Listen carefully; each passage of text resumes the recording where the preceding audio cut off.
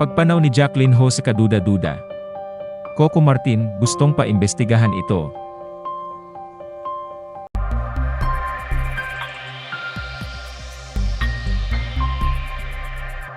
Labis ang pagdadalamhati ng mga malalapit na kaibigan at katrabaho ni Jacqueline Jose sa showbiz industry matapos mabalitang pumanaw na ang premyadong aktres sa edad na 50. Ayon sa balita, natagpuang wala ng buhay ang veteranang aktres sa loob ng kanilang bahay sa Quezon City.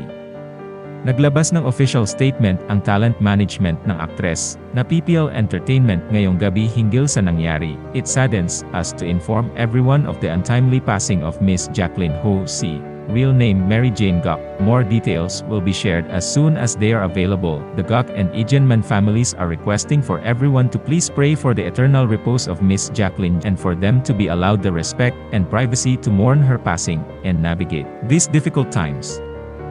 Wala pang inilalabas na mga detalye ang pamilya ni Jacqueline hinggil sa tunay na dahilan ng kanyang pagkamatay, pero ayon sa balita ng Bandera, nagdatingan na ang mga operatiba ng Scene of the Crime Operatives o SOCO sa lugar kung saan natagpuang patay ang veteranang aktres, base sa mga nakalap na balita mula sa mga taong nakatira sa kaparehong village kung saan naninirahan ang aktres ay sarado at may yellow tape nang nakalagay sa magkabilang dulo ng kalye.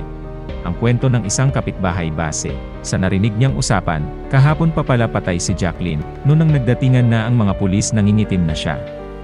Ayon pa sa kanila, may isa siyang katulong na nagpaalam na mag-day off, at umuwi muna sa kanilang lugar, kaya mag-isa siyang naiwan sa bahay. Ang hirap pag nag-iisa sa bahay, lalo na kung may edad na at may iniindang karamdaman. Matagal na umanong may asthma ang veteranang actress, at nagagamot ito sa pamamagitan ng kanyang inhaler. Ayon sa lumabas na balita, nadulas umano si Jacqueline sa second floor ng kanyang bahay, at nalaglag papunta sa baba ng kanilang bahay na siyang naging sanhi ng pagkamatay nito. Ngunit masusi pang iniimbestigahan ang nangyari sa kanya. Tinitignan pa ng mga otoridad kung may foul play na naganap sa insidente, at isa sa ilalim din sa paraffin test ang kanyang kasambahay.